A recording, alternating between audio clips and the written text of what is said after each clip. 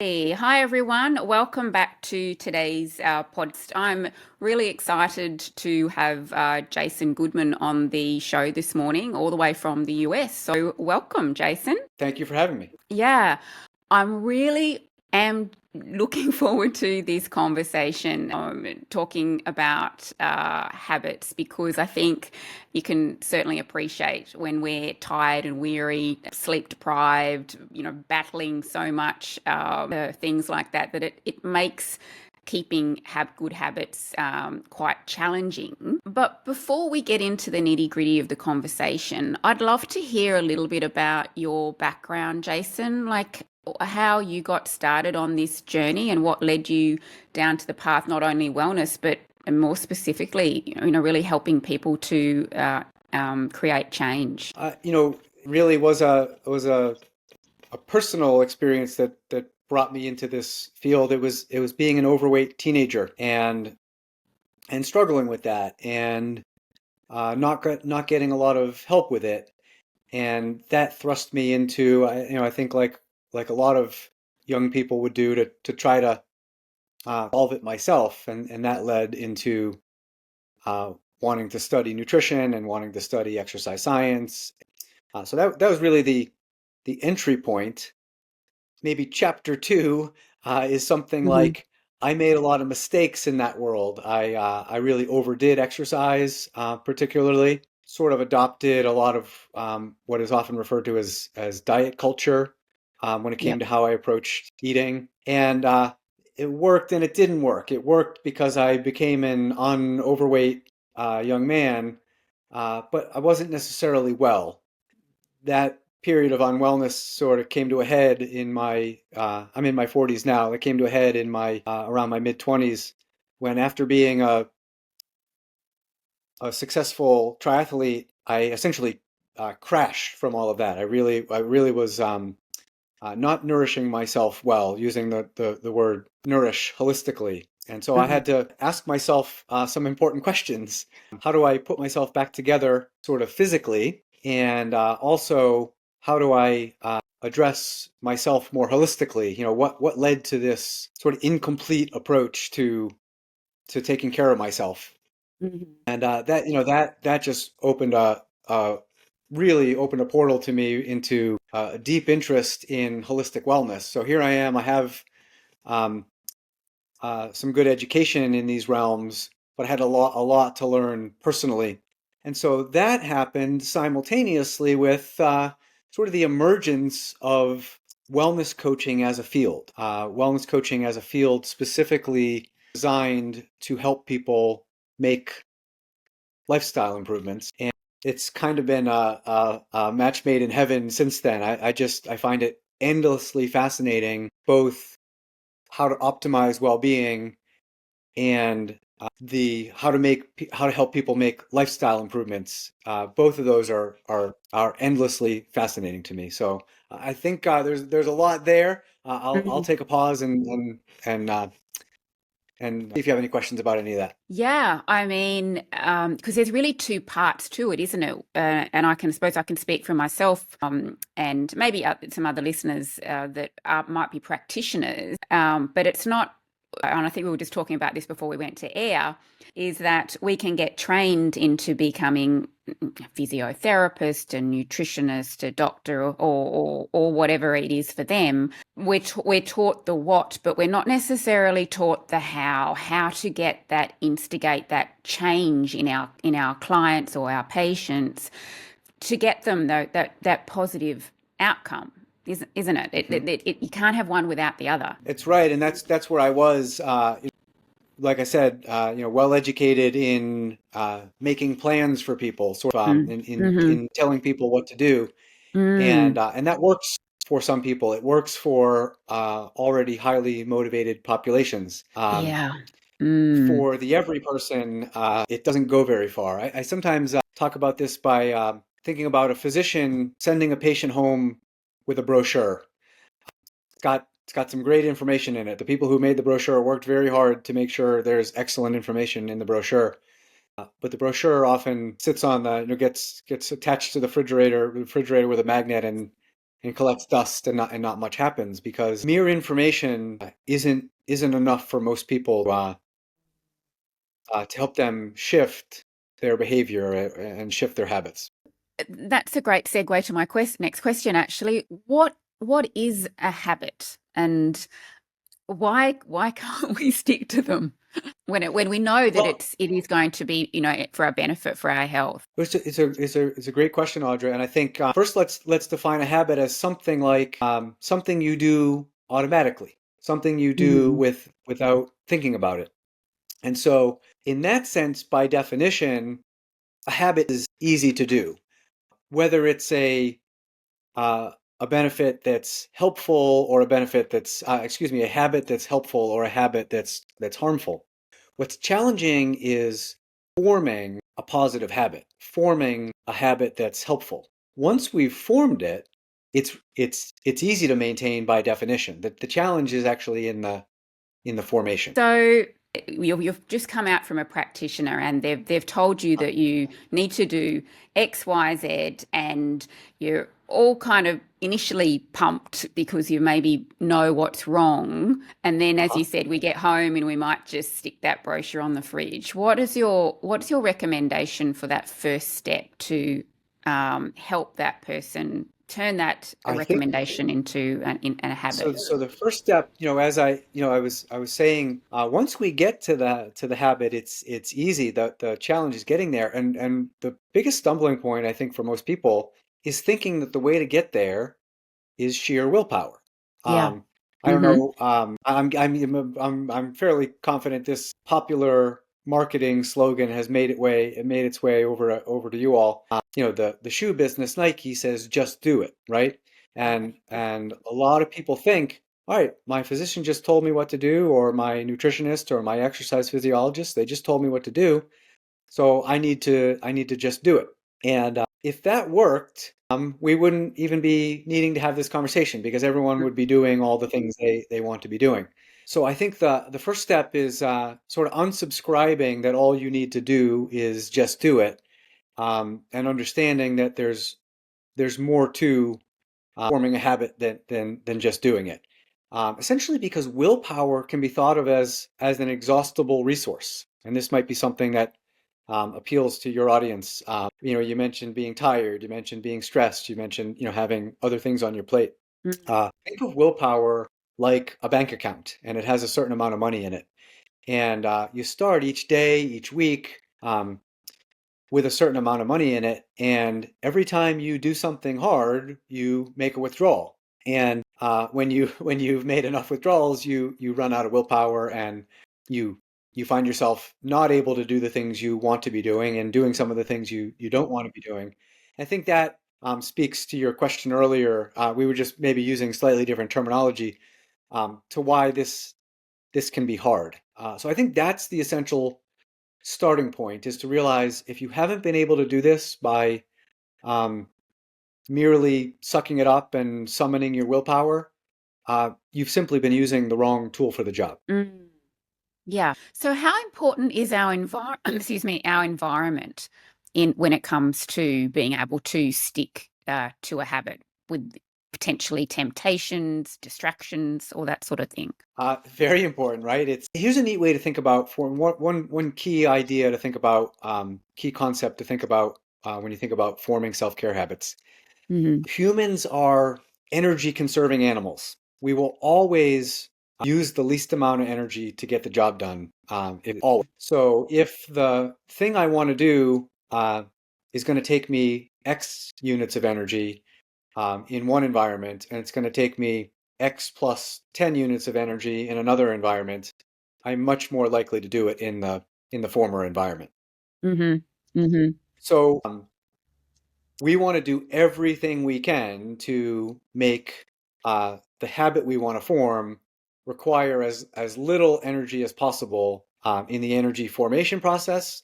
Excuse me, in the habit formation process, and then in the habit maintenance process. And there are a handful of ways to do that. I won't go too deep Yeah. because this could be an hours and hours of conversation. But I'll give a summary. One way to summarize this is in a short statement, which I actually have in some notes in front of me because I want to make sure I get the statement right when I share this. So instead of just do it, a neat way to think about making it easier to form a self-care habit is this statement: take small, convenient steps in alignment with your values, interests, and strengths while getting plenty of the kinds of support that help you the most. So in that statement are six of what I call the seven evidence-based keys to lasting behavior improvement and positive habit formation. So I'll break down the first one, Hmm. the second one, convenient steps. If if I know I want to do some exercise after work, I have several options of how I could make a plan to do some exercise after work. I could um, plan to exercise at a gym across town. I could plan to exercise at a gym on the street I live on. I could plan to exercise in my home. So we're not considering any of the other factors yet in this example, but all other factors being equal, I'm much more likely to take action and make progress with forming a habit if I choose the most convenient of those options. If I get to the end of a workday, I'm relatively tired, and I have to think about going across town, maybe going across town during a trafficy part of the day. Yep. Very easy to not do that because that energy conserving part of Yeah. my brain says uh, that's not a good idea. Does that help start to introduce how we can sort of work smarter, not just harder? Yeah, absolutely. And it's interesting, you're just referring to energy conservation mode because, from a shift worker's perspective, my goodness, we're doing that constantly to be able to, All right. yeah, function. So that probably takes it up a notch even more. Yeah, so that's a great example from an exercise perspective, Jason. Thank you. Maybe you could share a couple of other examples, and yeah, using those seven based scenarios that you're All right. So referring no, to. that's with convenience, and I think I Mm, think it's very very quickly I'll say that mm, it's easy to imagine similar scenarios with making food choices, right? That yeah, yeah. if I have to leave the home, if I have to do a lot of preparation, Mm, all of those things are going to be harder to do than if I get home after a hard work day hmm and I've got a meal that's already prepared that I prepared on my day off when I had more energy, so that when I got home that day, all I have to do is heat it up, or it's very simple to put together. hmm That idea of convenience with food, with movement, with all kinds of habits, I highly recommend people embrace this idea that this concept that they're an energy conserving animal, and when they have more energy, take advantage of that and set themselves up for the times when they're going to have less energy. mm, So another one of those steps that's important to play with is taking small steps. So a person might have a thoughtful weekend and say, starting Monday, I'm going to be exercising more, and they might have more specific in mind. I'm going to swim for 30 minutes 4 times a week. And that might be a logical workout plan for them in the long run.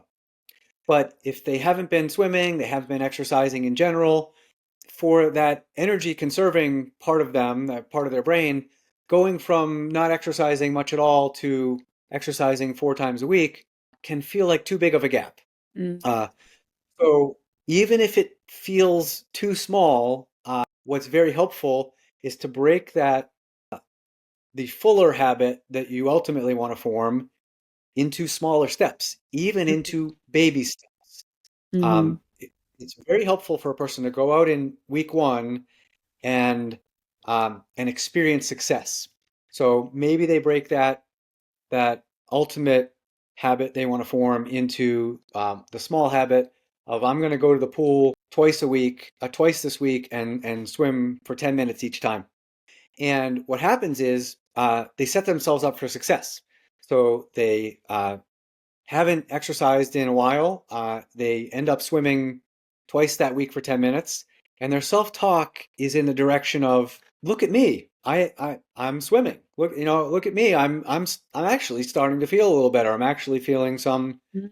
endorphins, even though it wasn't a lot of exercise. It was more than I've done in a long time. I feel good. And you know what? I want to do a little more next week. So next week I'm gonna build it up to 2 times a week for 20 minutes each time. And what happens if a person tries to go too much too soon, if a person tries to take too big of a step, even Yep. if they do more exercise, and this could be extended to any example, even if they eat nutritious food on a more regular basis or get to bed earlier, whatever it is, whatever the self-care habit the person wants to form, if the step is too big, uh, and they only do half of it, their self-talk ends up being in the direction of, I failed, I came up short, I always fail, I always come up short. Maybe this isn't the right time for me to be doing this. Maybe I need to wait for some of my circumstances to change. Sometimes it gets even nastier than that. What's wrong with me? So it's very powerful to take small steps, experience success, and then take another small step, experience some more success, take another small step. It doesn't take that long for those small steps to add up to something that the person would actually consider um, at least a medium step. And it's a much more enjoyable and a much more productive process than trying to do a huge thing, failing, trying to do a huge thing, failing, and getting caught in that vicious cycle.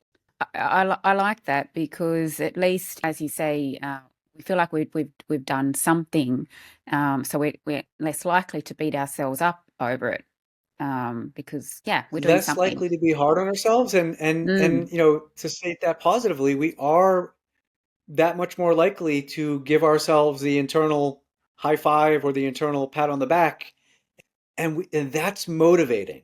Think of it as the internal equivalent of having a positive, encouraging teacher or mentor or someone in a manager, someone in a role like that. If we have an external figure in a role like that who's continually telling us you failed, you're not doing enough, you're coming up short, you're not good enough, it's not motivating. It can be anti-motivating.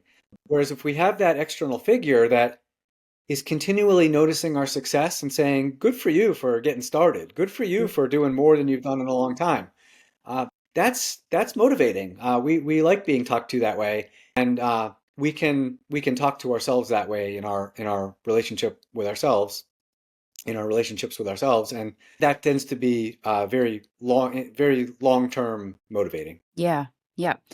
Now I'm just trying to think of different scenarios going through my head of some of my own clients. For example, they might be, I don't like to use the word diet, but they might be going to working on their nutritional habits, Mhm. and they arrive into work one day and they walk into the lunchroom and there's a big spread of cakes and lollies and chips, and because it's somebody's birthday or or whatever, they know that that food's not good for them, and we all know that. How can you say to the person listening that, how can they avoid that temptation? Good question, and I'll answer it with another one of those seven evidence-based keys. So to Mm-hmm. repeat, I said take Mm. small, convenient steps in alignment with your values, interests, and strengths while getting plenty of the kinds of support that help you the most. So here I want to lean into that values question. Ideally, that person has worked out uh, why they want to be improving their eating habits. So Yep. that's been an ongoing part of your work with them, or if it's someone that isn't working with a medical professional, they've worked Mm-hmm. this out on their own. But they've got a profound sense of why they want to be improving their eating habits.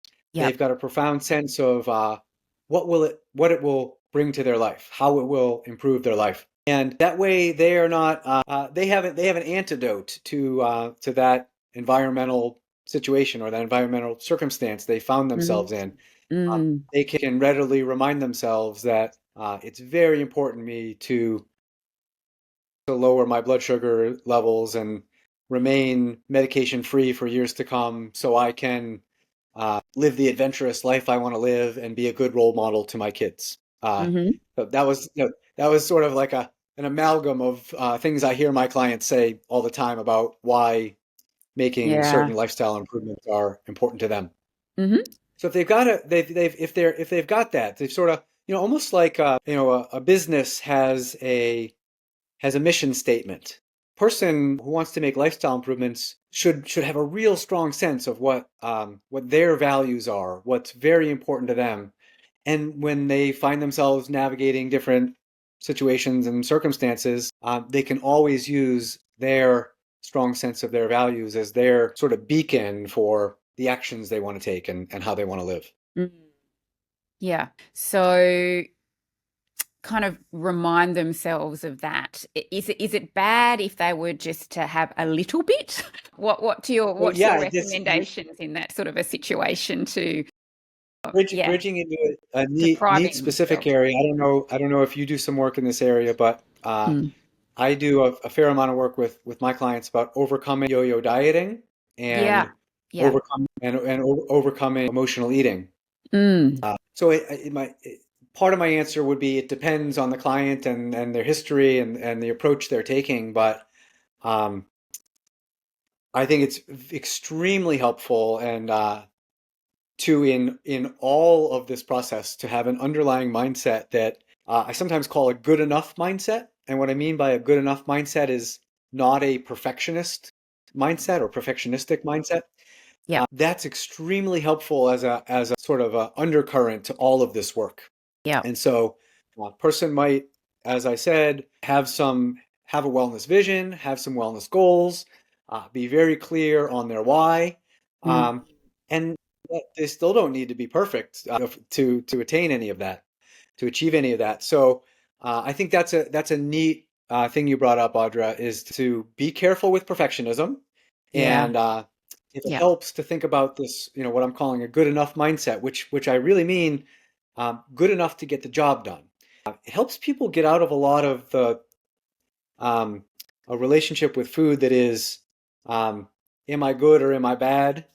And it's more like, is what I'm doing helping me move toward my stated wellness goals? Mm. And I'm sure you see this with people. There's a lot of room for what we'll call imperfection uh, Mm. in making progress.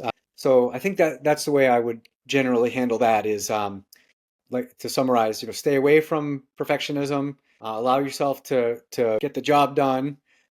Similar idea is sort of staying away from black and white thinking or all or nothing kind of thinking, and allow the space for Mm. some gray thinking. Mm. Uh, a tangible example might be the person shows up to work and there is a whole bunch of pizza and there's Yeah. also a nice big salad. So the person has an all or nothing mindset. They'll say, I can't really eat the way I'd ideally want to eat in this situation or circumstance. So the heck with it. I'm just going to have 3 or 4 pieces of pizza and that's what I'm going to have. If you're able to take the middle path and have a gray mindset, person Mm. could say, I'm going to start with nice big helping of salad and I'm going to enjoy 1 or 2 slices of pizza. And I'm sort of serving two purposes. I'm having an enjoyable meal, I'm having a social meal, I'm participating in this celebration, and I'm honoring my important wellness goals and why they're important to me. And finding that middle path can be um, very helpful and very sustaining because in the if a person is taking a perfectionistic mindset or an all or nothing mindset, Mm. can really cascade past that moment. So they'll um, have the 4 slices of pizza and then they'll say, you know what, kind of blew it. So I'm just going to sort of stay off the wagon for the rest of the week and I'll start again on Monday. Whereas if a person's able to find that middle path, they can say, "Oh, it wasn't the best meal I've had this month, but Mm. it wasn't the worst meal I had either, and I'm ready to have an excellent meal, when I'm hungry again." Mm. So I I love, find yeah. that's very helpful for people. Yeah, I love that because there's not that big complete deprivation there, and you're changing, you're making them or encourage them. I don't like to use the word make, be encouraging people to make that healthy choice first, and then have that little reward that you can still have that pizza, but yeah, you're getting the best of both worlds. Right, and you're not stuck in that, like I said, all or nothing or pass fail, Mm, which yeah. can really get people off track. Another, sort of Mm, overarching concept that relates to some of these mindsets we're talking about is something like having an experimental mindset. So hmm. you've set out to make lifestyle improvements, and instead of, as I mentioned, thinking of it as, um, am I going to pass this challenge or fail this challenge? Or sometimes people think of it as, I'm going to prove I can do this. I like to think of this as, you don't need to prove you can do this. You definitely can do this. This Mm, is about, in the spirit of an experimental mindset, this is about discovering how you can do it. yep. So to use this example we're talking about, a person might be they might be in a work situation where there is often lunch brought in that isn't what they want to be eating on a regular basis, and so part of their plan is to find other ways to navigate that situation, to still be social and to still Yep. participate with their coworkers, but to also honor their wellness goals. Mm, Is to, after a situation like that, instead of having a conversation with oneself or with a medical professional they're working with that has language in it like, what's wrong with me, replace that with language like, what could I do now that would be helpful? Like, what's a good, that situation just happened. What's a good next step that I feel good about? Or asking questions, what did I learn about that? Common example would be, I learned that I went into that situation overly hungry, and when I'm overly hungry, it's harder to make positive choices. So next time I can see a situation like that coming, I'm gonna still participate, but I'm gonna make sure I have a nutritious snack a little while before I get there, because I know that helps me make better choices when I get there. So to view it mm. as oneself as an ongoing experiment, learning how to make lifestyle improvements, as opposed to trying to prove oneself as good, as to prove oneself as worthy to some judge in one's mind or something like that, makes this a lot more enjoyable and makes it a lot more productive.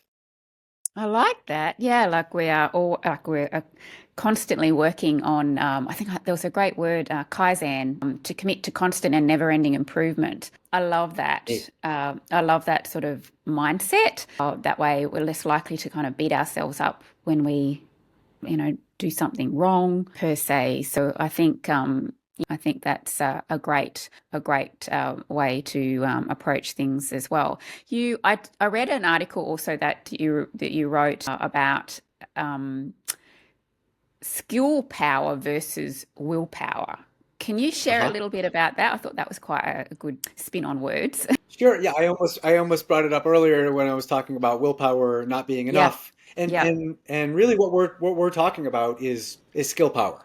We're Hmm. talking about the skills for making lifestyle improvements. So Hmm. these skills of understanding how to take small steps and how to take Hmm. convenient steps and how Hmm. to not just know your values or know your why, but to dwell in your values and dwell in your why. So to continually remind yourself of all of that are skills. They are lifestyle improvement skills. So I sometimes show this on a slide when I'm making a presentation, and it says willpower plus skill power. So the idea is use your willpower and also use what we're talking about as skill power together. That's the antidote to the idea of just do it. And this is a fun idea. What you're essentially doing with all of this, and I kind of alluded to this, but haven't said it yet explicitly. When we're embracing the fact that we are energy conserving animals, and we're doing these things that help us do things we're not currently doing with less energy, what we're essentially doing is leveraging human nature. And so it's neat to think that we have these are skills that we've kind of unlearned them in the way we're sort of conditioned in school with more of that sort of just do what the teacher says, just do it like Nike says, just follow the rules. And so we don't have a lot of skills. The skills around learning how to do new things essentially atrophy for most people. And the things we're talking about today are a way to relearn how to do new things. Mm. And what's super cool about that is it's a transferable skill. So a client might come to me and their entire focus or primary focus is to learn to eat better. And we get to work and we start working on that. As they get better at that, they're not just getting better at eating better. They're getting better at leveraging human nature to do Mm. new things. So they can transfer that to learning to exercise more. They can transfer that to learning to improve their sleep hygiene. They can transfer that to having better work-life balance. All of the things that a person might want to work on. Once they start to develop some agency, once they start to become more empowered, it neatly transfers to almost anything a person could want to do. Mm. Yeah, I think there's also that saying, how we do one thing is how we do everything, isn't it? So if we can Exactly. work on improving Exactly. that one thing better, then it can have that beautiful flow-on effect to every other aspect of our life. I really like that. So I'm just thinking for the person that has gone to the professional and they've been told they need to do X, Y, Z, and they've gone home and they've given it a few weeks and they just can't seem to do it. At what point, because I know here in Australia, wellness coaching, it's around, but it's not huge. People, I think, Okay. we sort of feel like we go to a practitioner and then it's up to us. It's Mhm. up to us. We have to do it. And as you said, we're not taught this at school as to how to implement things. What Mhm. advice would you give to our listeners or about reaching out to someone that is maybe specialises in wellness coaching? At what point do you think it's a good time to do that? Good question. And I think a fun way to answer it is to talk a little bit about one of the other seven evidence-based keys, which Mm. is getting support. That Mm-hmm. doesn't have to be professional support. Mm-hmm. Personal support is extremely helpful. Professional support is extremely helpful. A lot of people end up using some combination of the two. I think a neat answer to your question is to start by, in addition to the things we've already talked about, see if you can get some personal support. That's a fairly low investment in terms of Yep. time, energy, and money, meaning ask a neighbor, hey, I'm trying to walk more, and I know you're trying to walk more. Maybe we could come up with some sort of arrangement about around how I can support you and you can support me. Um, this is Nice. Yep. another aspect of human nature. We are highly social animals. Mm. So I would encourage people first to get out of that idea that they should be able to do these kinds of things entirely by themselves and to liberally ask for support, whether it's a neighbor, whether it's a coworker, or whether it is reaching out to a wellness coach or other medical professional, and to just importantly, not to see that as a sign of weakness or not to see that as a failure of Yep. some kind. Yep. The analogies I sometimes use are things like learning a language or learning to play a musical instrument. I could decide this weekend, starting next week, I want to learn German, and I could get a book from the library, I could watch some videos on YouTube, and I could hack away at learning German. Mm-hmm. If I got help from someone who's very good at helping adults who with English as their first language learn German, there's almost no doubt that I would learn faster in a way that's more enjoyable with less pitfalls. That's what tends to happen for a person when they ask for support, personal or professional. So I would just say, go for it. Don't feel like there's anything wrong with asking for help. Yeah, I'll add something to this, Audra. The way I work as a wellness coach, and many of the wellness coaches I work with um, approach wellness coaching is almost like training wheels on a kid's bike. That no one would expect a kid to learn to ride a bike without training wheels and without any support, and just by falling down a lot, right? And getting scraped knees and broken wrists. It's kind of it's not kind of, that would be a cruel way to expect a kid to learn. Um, Yeah. but also, no one would keep the training wheels on the kid's bike until they were 25 years old.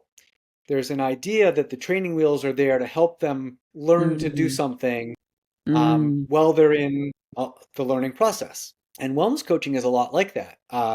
My clients come to me, and my approach is, I'm going to help you learn how to do this, and I'm going to help you learn how to do it eventually without me.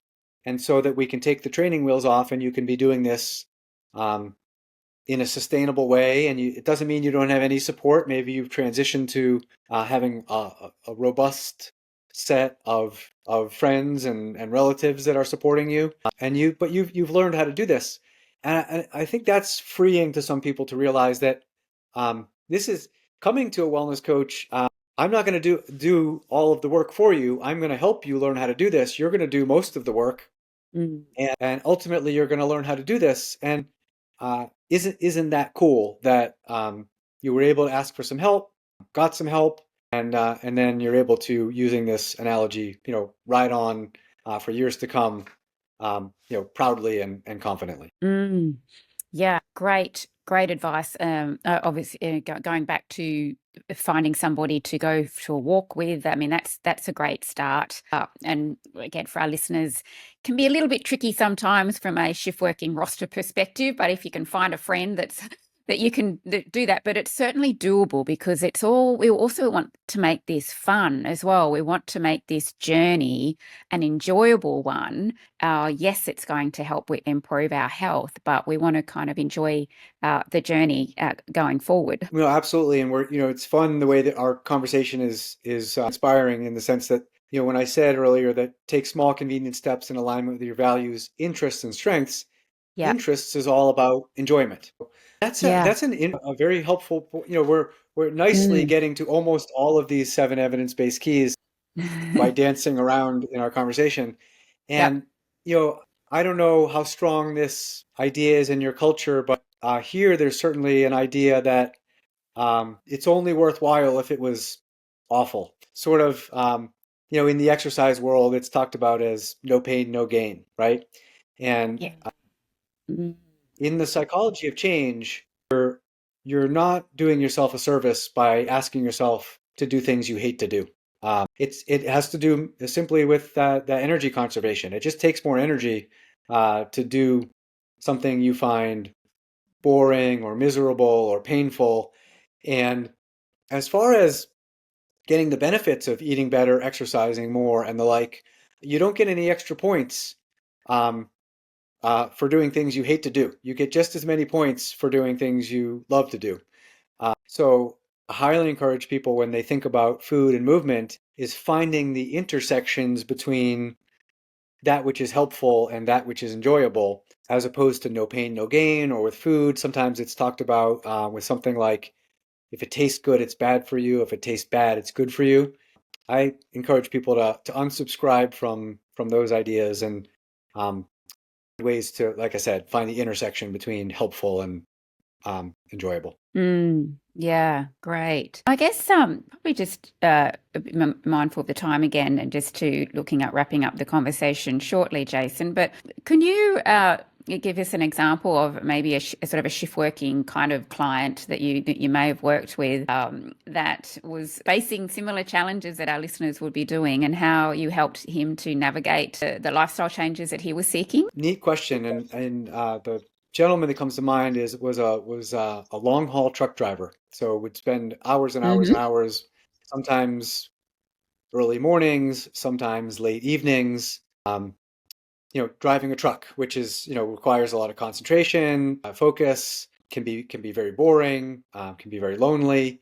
So his environment was one not conducive to making lifestyle improvements, and he really wanted to. He wanted to lose weight. He wanted to improve his biometrics, and he had very personally important reasons for doing so.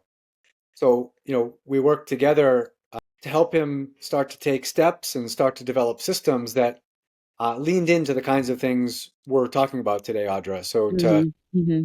he had to work extra hard to make things convenient. So to create a small set of exercise equipment that he kept in a portion of his truck that he could use almost anywhere. When he stopped is an example. When he was off for a few days in a row and home, he would once he got enough sleep and got enough rest, he would do a significant amount of meal prep Mm-hmm. and do things that he could. He had a good setup in the truck of being able to keep things frozen and refrigerated for periods of time, and Excellent. that would really set him up, because if he was tired and out on the road somewhere and his only options were what he could find, he would have a very hard time. He really went out of his way to make his environment. You asked about environments earlier, to make his Mm. environment as conducive as possible to the kinds of lifestyle improvements he wanted to be making. Mm. I guess it comes back down to, if there's a will, there's a way, isn't it? He had to find a way, because the temptations that you would get, obviously doing long haul driving with the roadhouse food, which is not Mhm. exactly healthy. And as you said, he's sitting for long periods of time and not being able to get up and move even makes it even more difficult. I immediately think of my listeners that might be working in a call center that that involves sitting down all the time, but at least they can stand up. Whereas a truck driver is a bit more restricted. You can't stand up and drive, or we could try, but I think it will probably end well. I really felt for him as I got to know him. Yeah. I think it's one of the harder work environments to Professions. maintain a Yeah. salutary lifestyle, for sure. The spirit of how you do one thing is how you do everything, and we were Mm. talking about that earlier. That when a person starts to develop some agency about doing new things, that it often extends to other areas. As we got deeper into our work together, this gentleman gave some real thought to what he was doing for a career, and how he might make a transition over Yep. time, Yep. because he realized the impact what he was doing had on his well-being, and he was willing to work harder than maybe the average person to make it work, and he got some good results. But knowing, understanding that he's an energy conserving animal, he Mm. embraced the idea that the sooner he could put himself in a work situation that wasn't as difficult as that one was, that making these lifestyle improvements and maintaining them would be that much easier. So that's super rewarding in my work, to see people look carefully at their work lives and look carefully at their relationship. Mm. Um, areas areas of life that people often don't think they have much agency in. They often think, "Hey, that's just work, and that's what I do, and I essentially have to deal with it." Mm. Uh, it's very powerful to see people say, no, I can start advocating for myself in those areas. I can start maybe taking some risks, or I can start getting some support in those areas that will make them more conducive to their wellness goals. Mm. And this is one of the beautiful things about wellness coaching, Jason, is that you can have these conversations with, and you're not necessarily a family member that's going to be, have that biased and not necessarily be as encouraging and supportive as what a wellness coach would be. So a coach would be, like no doubt that you've been able to help people in ways that you would never even imagined, because you've been able to have these conversations and helped open his eyes to think about things differently. So I absolutely love that. Just before we're just about to wrap up, is there any parting comments that you'd like to add, Jason, that you think, a question that I may not have asked, that you think that our listeners could benefit from? It's a great question. And what comes to mind is, if people want to know more about wellness coaching, I highly encourage them to experience it. It's something Mm. that is much better understood by experiencing it than hearing you and I talk about it. I've done my Mm. best to give a sense of some of what wellness coaching is all about. But if a person gets to experience a session of wellness coaching, could be a paid session, could be a volunteer session. There are a lot of wellness coaches in training that need to accumulate hours of wellness coaching who would gladly provide some complimentary wellness coaching to get Hmm. their hours.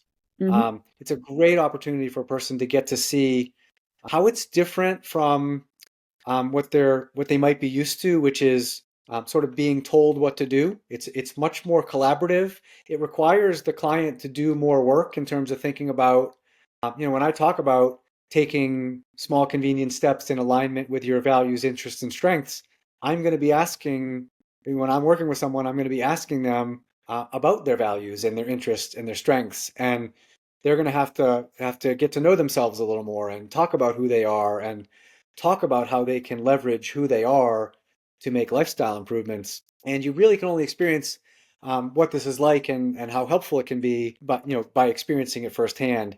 And you'll get to see how it's different from therapy or counseling, because there's Hmm. often think, all right, Yep. we're going to have conversations and it's about psychology, so that means it's like counseling/therapy, but it's different. Mm. We're not talking about treating anxiety or treating depression, and we're not diagnosing anything. It's using applying psychology in a different way in the ways we've been talking about today. But so that was a little bit of a long answer, but my answer would be see if you can get out and experience it in some way and see what it's like for you. I think that's a good opportunity for people. Yeah, I love that. I think that's great advice. And even if it is does involve paying somebody, for their services, it's an investment in your health. And instead of buying that new TV or buying that new outfit or something, like redirect that funds to something that is that we might not put that value on as a wellness coach, but truly, if it's that person's going to help you get to your goals, how do you put a price on that? I'll even say, Audra, even instead of buying another meal plan or another workout plan, because what Mm. sometimes people get in the trap of, if they get the right meal plan or the right workout plan, then they'll do it. But what they really need is this help with implementation. It's sort of, Yeah.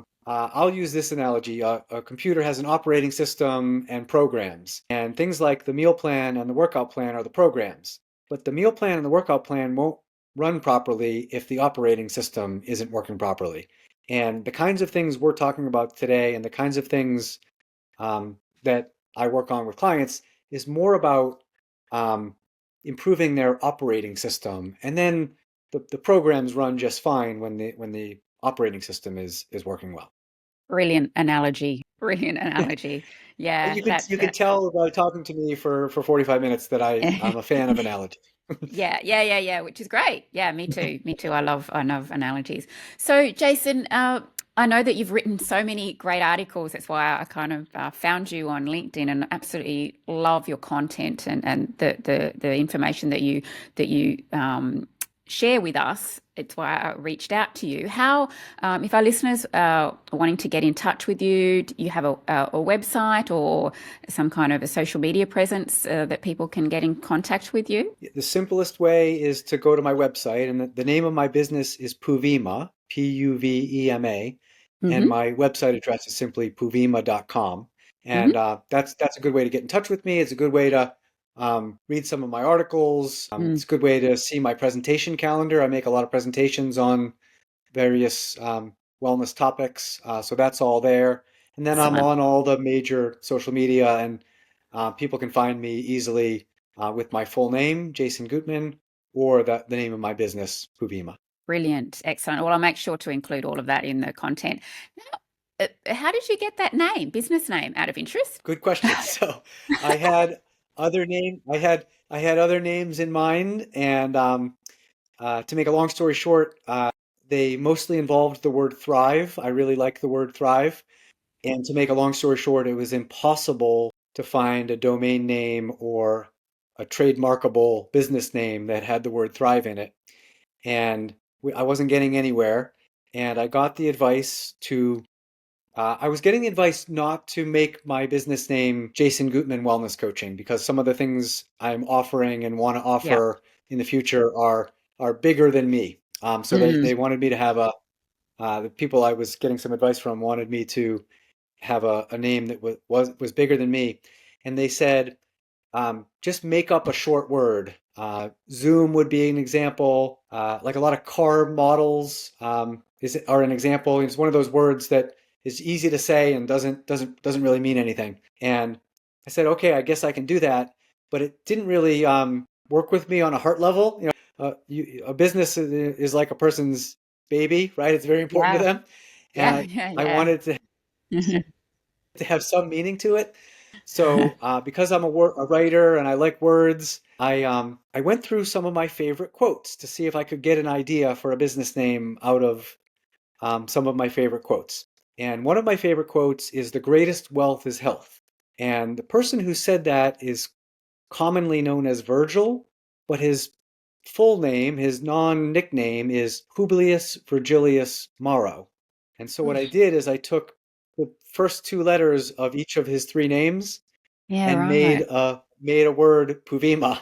So I show this at the end of um, my newsletters. It says the greatest wealth is health. It says Publius Virgilius Maro, and then the PU, the VE, and the MA are in red. I think they're in bold red. So it sort of tells the story of where the name came from. So it's a word that sort of doesn't mean anything, but is also sort of infused with the mojo of that powerful quote. Yeah, well, it gets people like me asking the question, doesn't it? And then it diverts back to the greatest, health, wealth is our health, which is so true. Yeah, so true. Well, it's been a fantastic conversation, Jason. Thank you so very much for joining me. I know we're on way different time zones, you being all the way over there in the US and me here in Australia, but and I know it's taken us a little while to connect, but I really do appreciate you coming on. I think it's such a being able to create habits that are able to stick and is so incredibly important, and it's not spoken about enough. And we need to make things as easy as possible as that we can when it comes to embracing our health. Well, I just want to say thank you for having me, and it's been a pleasure talking with you. Terrific, terrific. All right, well, that's it for today's podcast. Thank you so very much for joining me, and I look forward to seeing you at the next one.